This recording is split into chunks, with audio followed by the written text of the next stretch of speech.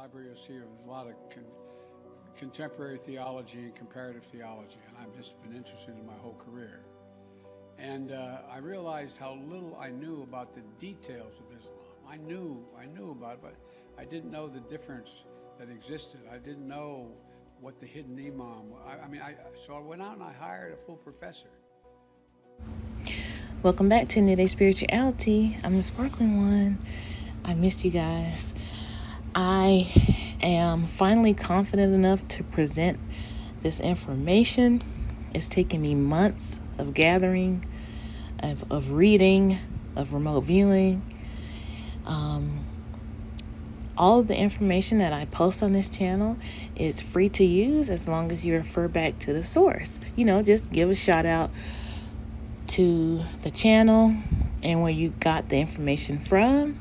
Now, in the last video, we tried to get a warning out to the country of Iran that there was danger lurking from Israel and America, and there have been developments. The president of Iran has been assassinated. I even heard a grotesque story about the president of Iran's body having missing organs. These people are despicable, and they will stop at nothing to create this World War III environment for the world. They want to depopulate. They want to interfere with all of the positive cosmic rays. They want to halt the ascension process and reset us yet again. The serpent seed is very, very concerned about this Mahdi prophecy.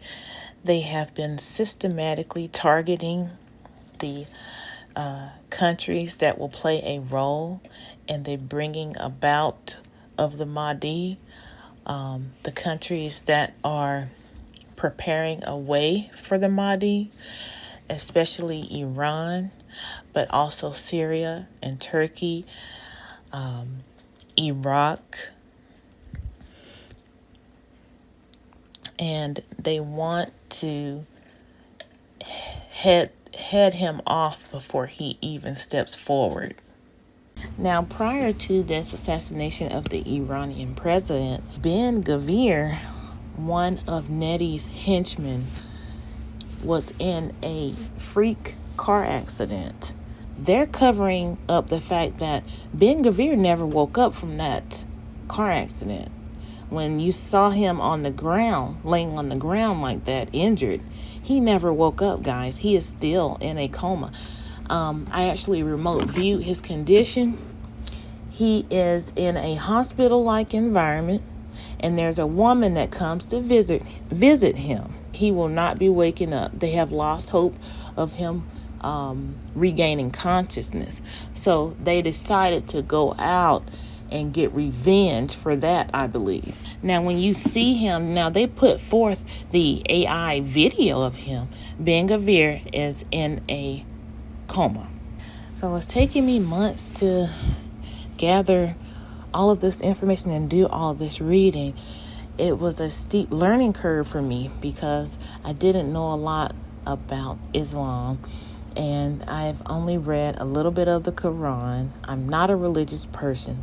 To be able to hone into this Mahdi character's energy and to remote view him, to get into his mind, I needed to identify him, and I was able to, and I want to be very careful about what I reveal about him because I feel that he has been hunted all of his life. So this is the information that I got about him from remote viewing. I'm in a small room. I get the vibes of like a college dorm room. This is a very small room, and it's cluttered, but it's neat clutter, and there is cluttered with books, and there is like a twin bed. There's like a dresser, and on this dresser I see a book with Saddam Hussein on the cover, and it's like a biography. And there's other books around this book, and they're all about Arab Muslim leaders. I look towards the bed and I see this person, the Mahdi, sitting on the bed, and there's someone at his door or someone near him that is talking to him. I'm not hearing the conversation. I'm not listening to the conversation. I'm focused on the Mahdi. I'm focused on him, and I really look into his face. I can see that he has long, dark brown hair. He is a young, attractive man. He looks to be of Middle Eastern descent. He looks to be early 20s, like around 20 years old. I decide to do a deep mind probe to check out his thoughts, what type of thoughts are in his mind, and I was actually very surprised. So I get a sense that he's a very driven and focused individual, but this man is very spiritual, not religious, and that surprised me because I was expecting a hardcore religious type of person, but he's very spiritual. He has these high concepts of spirituality in his mind. I'm getting some images that I feel are memories of his childhood. He has some trauma here from his childhood. He has some very intense memories of tragedy, and I believe this is war. I see him as a young male child standing near a window watching the house next door be bombed, and he's blown back from the window. A very traumatic childhood, and this has stayed with him. It has molded him. It has helped shape him into who he is. Now, I remote viewed him over a span of time, and this was basically what I got from my first passes, my first remote viewing of him. His mindset and the things that he was experiencing did change, but from the first time that I remote viewed him, he was in this like this small room, like this college-like environment. I also used the tarot to try to get some more information about him, and what the tarot was able to let me know is that he's a refugee from his country of origin. Okay, he is from, I felt, Lebanon, but Psychic Sylvia Brown talks about him in one of her books called Prophecy, and she believes that he was born in the country of Syria. He was exposed to some terrible things in his childhood, but this is not an evil individual. This is not the Antichrist, okay? He's going to fulfill the things that are written about him, which is that he is a messianic deliverer who will fill earth with justice and equity, restore true religion, and usher in a short golden age lasting 7, 8, or 9 years before the end of this world. He will do that. He will do that. He will have a celebrity following. He will have a large following throughout Europe, throughout the Middle East. Islamic followers believe that he's going to return with Yeshua. And I asked Yeshua, will he be returning with the Mahdi? And he said that he will not be returning along with the Mahdi in physical form, but he will be there in spirit. Okay. And that's what he told me. So I'm not a religious expert. I'm not a theologian. I'm not a religious expert, but that is what Yeshua is telling me. I believe there's going to be multiple antichrists, but I believe that the Muslim antichrist is going to come out of Northern Africa. And Northern Africa consists of the countries Algeria, Egypt, Libya, Mauritania, Morocco, Tunisia, and Sudan. And I feel like this person will be more war and military oriented. Now the Mahdi has military training. Okay, I used the tarot to get more information about him, about his family, and he has a very strong, loving connection with his mother and his mother's side of the family. I believe that he is a refugee along with his mother.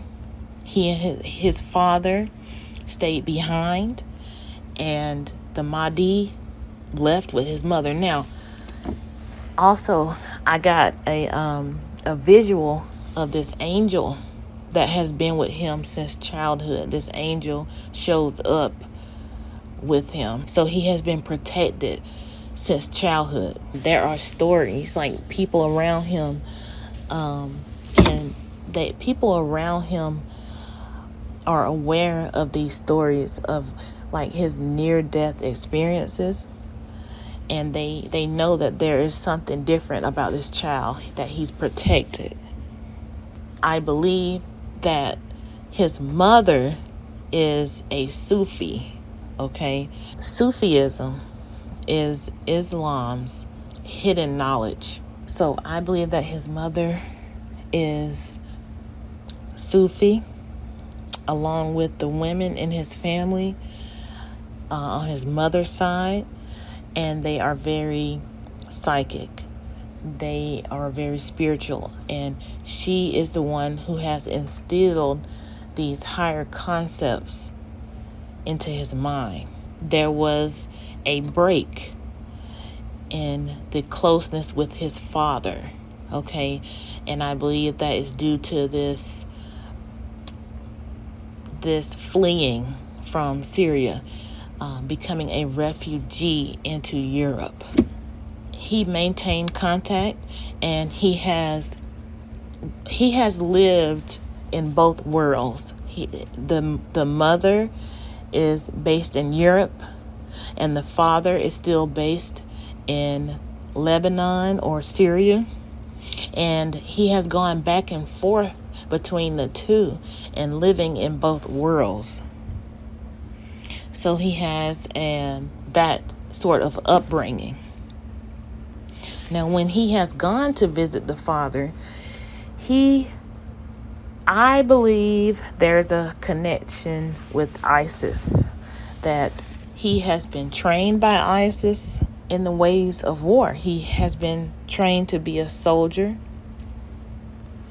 I believe that he has been fighting alongside Hamas, because the last time that I remote viewed him, which was recently, he was in a hospital-like setting and he was recovering. I want to go over my sources with you guys, because this is going to be a very important character in our near future. More people will be familiar with him by 2027. Now, Sylvia Brown wrote about this coming Antichrist in her book Prophecy.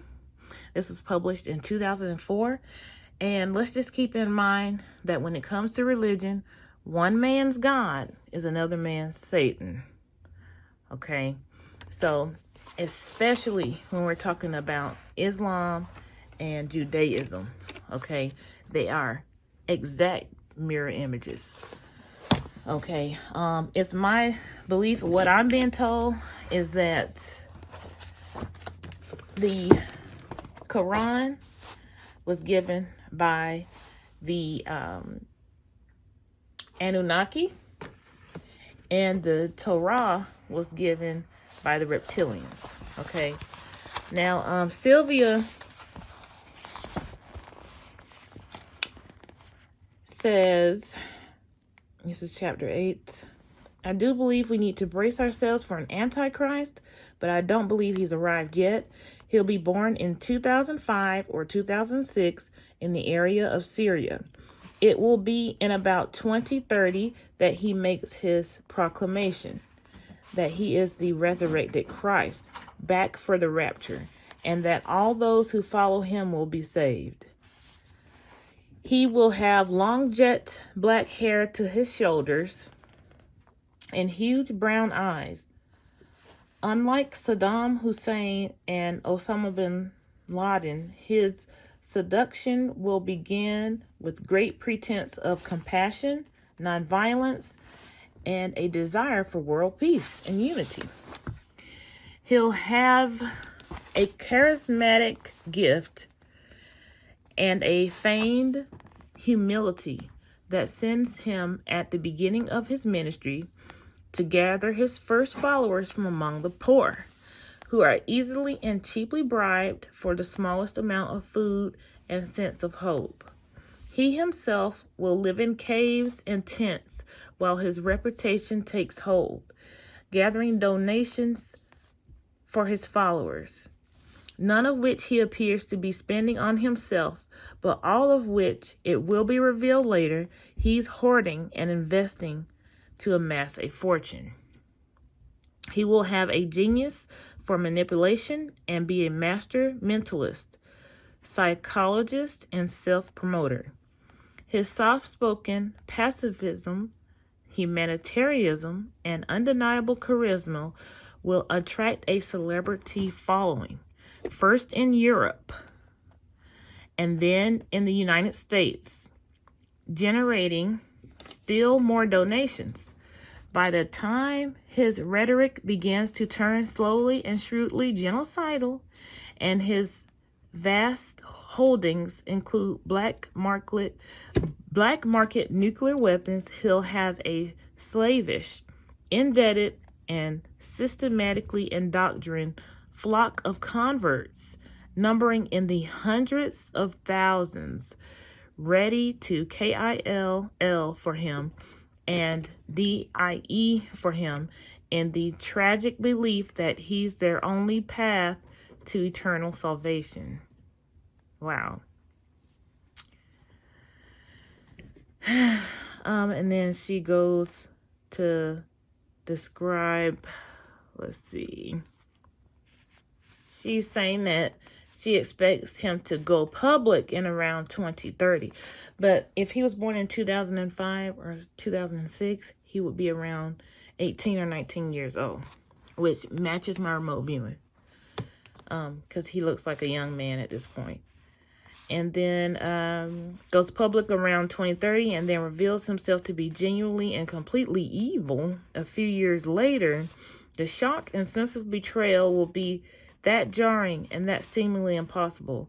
It's no coincidence that his rise to power will be preceded by healing centers and other major and minor collaborative efforts among world religions. It takes great concentrations of light to eliminate that much insidious, cancerous darkness, whether it's the Antichrist or just another horrifying terrorist with a different angle. And when bright light gathers together, no amount of darkness can overcome it.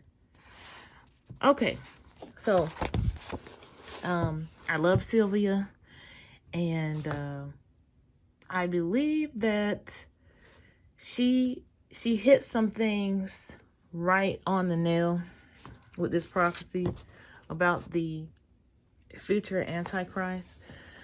But like I said, we have to keep in mind that one man's Messiah is another man's Antichrist. So this, from the remote viewing that I've done, this person is not evil. He is a complex soul. He is very complex. It's more complex than that. Okay. The legacy that he will leave behind will be that half the people will love him and half the people will hate him. And that's just the way it's going to be. He is the literal embodiment of karma.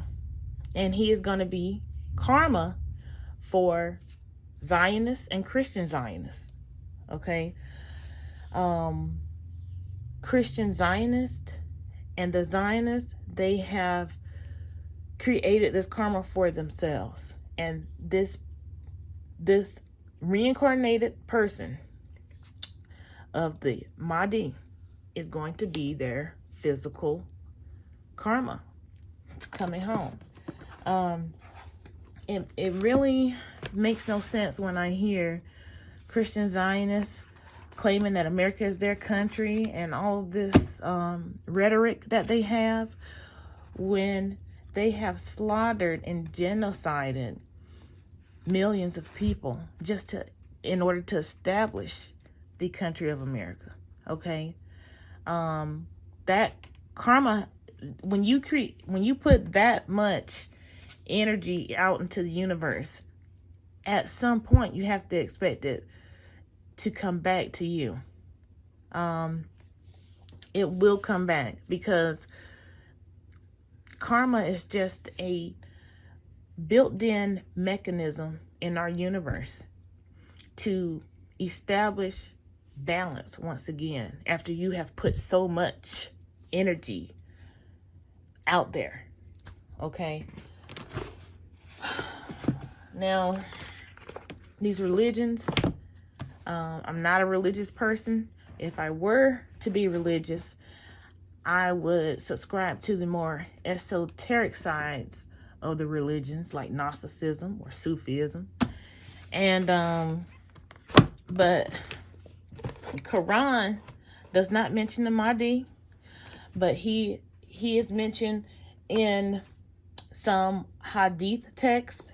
Okay, now this Quran, what I'm being told from my spirit team is that it was given by the Anunnaki, and the Torah was given by the reptilians. Okay, so I'm not a religious person, but this Quran does not mention the Mahdi, but it does mention Israel. Okay, it mentions Israel, the fate of Israel. And I believe this is would be called chapter 17. And what it basically is saying, let's see if we can go ahead and read this from the Quran. Glory be to the one who took his servant Muhammad by night from the sacred mosque. Okay, let's get to where it's talking about Israel. We gave Moses the scripture and made it a guide for the children of Israel, stating, "Do not take besides me any other trustee of affairs, O descendants of those we carried with Noah in the ark. He was indeed a grateful servant." And we warned the children of Israel in the scripture, "You will certainly cause corruption in the land twice, and you will become extremely arrogant. When the first of the two warnings would come to pass, we would send against you some of our servants of great might who would ravage your homes. This would be a warning fulfilled. Then, after your repentance, we would give you the upper hand over them and aid you with wealth and offspring, causing you to outnumber them. If you act rightly, it is for your own good, but if you do wrong, it is to your own loss. And when the second warning would come to pass, your enemies would be left to totally disgrace you and enter that place of worship as they entered it the first time, and utterly destroy whatever would fall into their hands. And perhaps your Lord will have mercy on you if you repent. But if you return to sin, we will return to punishment. And we have made hell a permanent confinement for the disbelievers. That is the Quran on Israel's fate. It's basically saying that Israel's fate has been put into its own hands.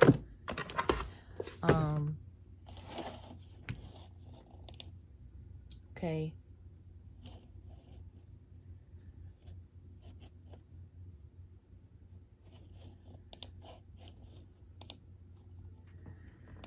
So, let's see what else I wanted to say about the Quran. I believe that the Bible mentions the Mahdi. In Matthew chapter 24, verse 27, it says, "For as lightning that comes from the east is visible even in the west, so will be the coming of the Son of Man." There's a theory that the long-awaited Messiah that the Christians and the Zionists are waiting for will not return to them in the West. He will instead return to their enemies in the East. That this is a reincarnation of Yeshua, of the Messiah. So it says, Jesus left the temple and was walking away when his disciples came up to him to call his attention to its buildings. "Do you see all these things?" he asked. "Truly I tell you, not one stone will be left on another. Every one will be thrown down." Now, this prophecy was basically fulfilled in 70 AD when the Romans came through and destroyed the temple. But if you go there to this day, there is still one piece of the temple left called the Wailing Wall. So there's still some stones left, one on top of the other.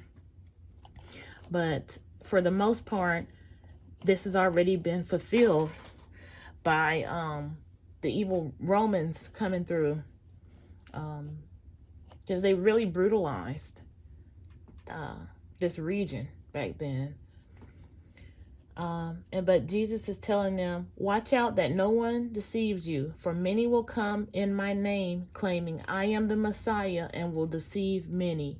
You will hear of wars and rumors of wars, but see to it that you are not alarmed. Such things must happen, but the end is still to come. Nation will rise against nation, and kingdom against kingdom. There will be famines and earthquakes in various places. All these are the beginning of birth pains. Then you will be handed over to be persecuted and put to death, and you will be hated by all nations because of me. At that time, many will turn away from the faith and will betray and hate each other. And many false prophets will appear and deceive many people. Because of the increase of wickedness, the love of most will grow cold, but the one who stands firm to the end will be saved. And this gospel of the kingdom will be preached in the whole world as a testimony to all nations, and then the end will come." So when you see standing in the holy place, the abomination that causes desolation, spoken of through the prophet Daniel, let the reader understand. Then let those who are in Judea flee to the mountains. Let no one on the housetop. Okay, so all of this has already been fulfilled. When Rome came in and raided the temple, But you have a lot of Christians still quoting this part. The love of most will grow cold. You know, all of this is already fulfilled. Pray that your flight will not take place in winter or on the Sabbath, for then there will be great distress, unequaled from the beginning of the world until now, and never to be equaled again. In those days, had not been cut short, no one would survive, but for the sake of the elect, those days will be shortened.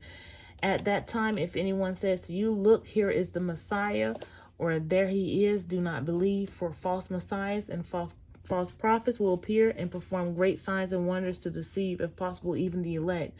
See, I have told you ahead of time. So if anyone tells you, there he is out in the wilderness, do not go out. Or here he is in the inner rooms, do not believe it. For as lightning that came from the east is visible even in the west, so will the coming of the Son of Man. Wherever there is a carcass, there the vultures will gather. This is a really good chapter. And the key takeaway here is that he's warning them not to be fooled by a false Messiah, that he will come from the east to the west. Okay.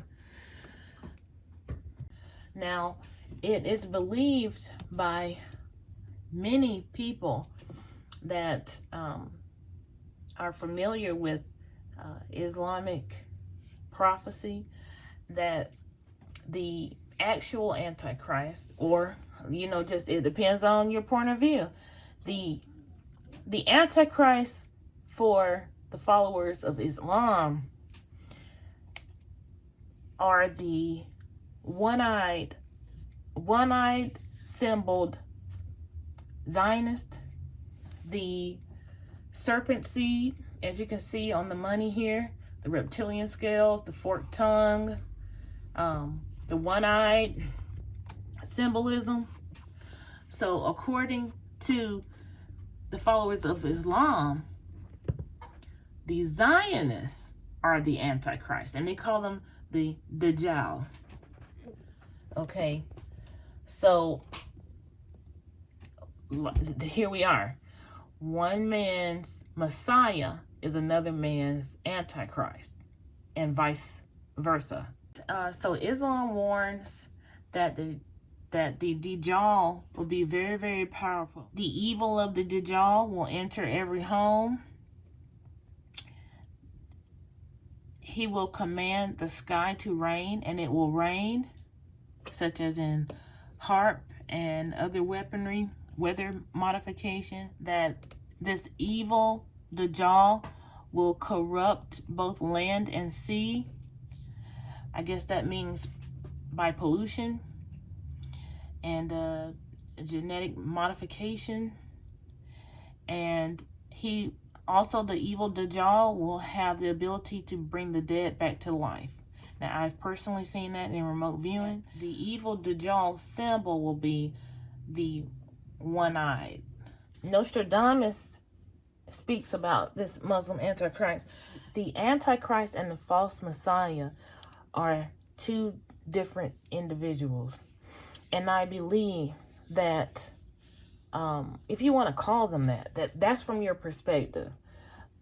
There is going to be a, I guess you would call him a king or a president from Northern Africa that is going to rise up, and he will join forces with the Mahdi. And this will be the actual person that people are expecting to be an Antichrist, because I do feel that his energy is a lot different from the Mahdi's energy. The Mahdi is a very spiritual person. You know, he will actually be around 30 years old in 2030, in the year 2030. He's actually going to be more well known in 2027. In part 2, I want to go over the Nostradamus material about the Mahdi, or the Muslim Antichrist, and his connection to the inbound Apophis asteroid, which will be a major sign right before he steps forward. So I love you guys, and I will see you very soon in the next video.